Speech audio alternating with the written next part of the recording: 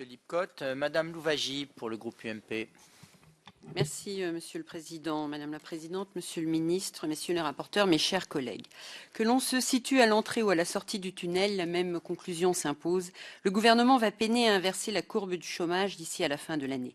Les contrats de génération connaissent des errements, car depuis leur lancement le 1er mars, seuls 11 000 contrats ont été signés dans les entreprises de moins de 50 salariés, sur une cible de plus de 3,5 millions. Les chiffres de septembre du chômage, après le bug informatique d'août, sont mauvais, avec une hausse de 1,9% des demandeurs d'emploi, ce qui au total donne un chiffre de 5 473 000 personnes, toutes catégories confondues. Les jeunes de moins de 25 ans sont les premières victimes de cette dégradation du marché du travail, ce qui est le comble des paradoxes, vous qui aviez fait des jeunes votre priorité nationale. L'UNEDIC prévoit 75 600 chômeurs de catégorie A de plus au compteur fin 2014, après une augmentation de 168 000 cette année, c'est-à-dire un total de 244 000 demandeurs d'emploi supplémentaires en 2 ans. Finalement, force est de constater que le seul levier à votre disposition aujourd'hui reste celui des contrats aidés dans le secteur non marchand, qui concerneront 382 000 personnes fin 2014, dont 150 000 jeunes en emploi d'avenir. Mais le coût de ces dispositifs reste élevé. 7 milliards d'euros en 2014 d'après l'OFCE, dont 2,5 milliards pour le financement des contrats aidés.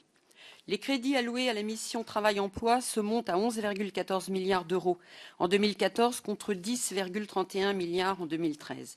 Le budget continue d'augmenter à hauteur de 7%, alors que la loi de programmation prévoyait une baisse des crédits à 9,6 milliards d'euros. Il s'agit donc finalement d'un budget de crise et je vais étayer mes propos. Votre stratégie consiste surtout à augmenter les crédits des dispositifs d'indemnisation, hausse de la dotation du Fonds de solidarité et consolidation des ressources. Toutefois, vous faites preuve d'une certaine contradiction, et ça a été rappelé par l'orateur précédent, car vous amputez le budget des maisons de l'emploi de 50%, les crédits étant de 40 milliards d'euros contre 63 l'année précédente. Millions. Ce dispositif, créé en 2005 par la loi de cohésion sociale, a fait la preuve de son efficacité dans nombre de territoires, notamment en matière de gestion prévisionnelle des emplois et des compétences. J'y reviendrai dans quelques instants via un amendement. Votre priorité, ce sont les contrats aidés. Il faut par ailleurs noter que si le coût mensuel moyen du CE s'élève à 409 €, celui des emplois à venir est de 1 059 € auxquels il faut ajouter les dépenses annexes de l'État pour faire vivre le dispositif, comme les fonds dédiés à la mise en place de l'accompagnement personnalisé au sein des missions locales. Les solutions sont donc coûteuses pour le contribuable et hasardeuses par ailleurs, car les récoltes fructueuses que vous attendez semblent revues à la baisse. Nous regrettons par ailleurs le passage au second plan de l'apprentissage. En effet, la suppression des indemnités compensatrices forfaitaires et leur compensation par une nouvelle aide ciblée sur les TPE pose un certain nombre de questions et nous avons entendu les réponses que vous avez apportées. Mais cependant, il n'en demeure pas moins que l'article 77 ne se contente pas de supprimer ou remplacer l'ICF, mais restreint aussi considérablement le crédit d'impôt.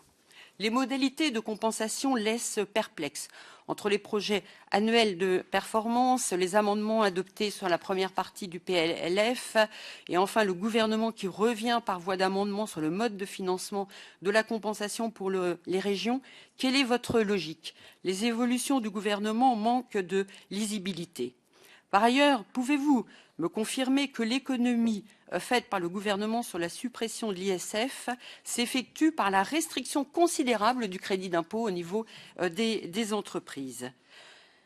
Les chiffres donnés semblent d'ores et déjà dépassés par ailleurs, puisque le financement de l'aide compensatoire pour les TPE a été revu en séance lors du débat sur le PLF, première partie, et nous attendons avec beaucoup d'impatience les chiffres que vous nous proposez.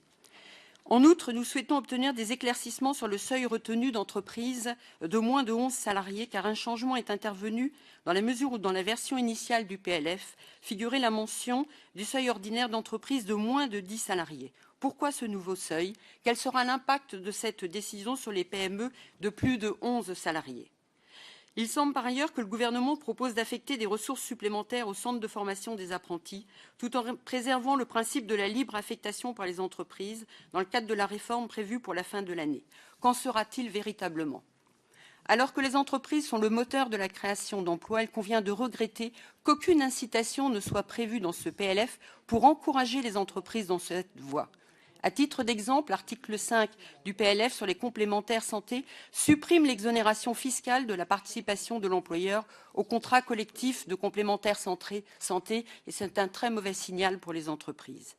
S'il fallait une preuve supplémentaire de la hausse récurrente, soutenue et continue du nombre de demandeurs d'emploi dans les prochains mois, la hausse de la subvention du Fonds de solidarité l'atteste.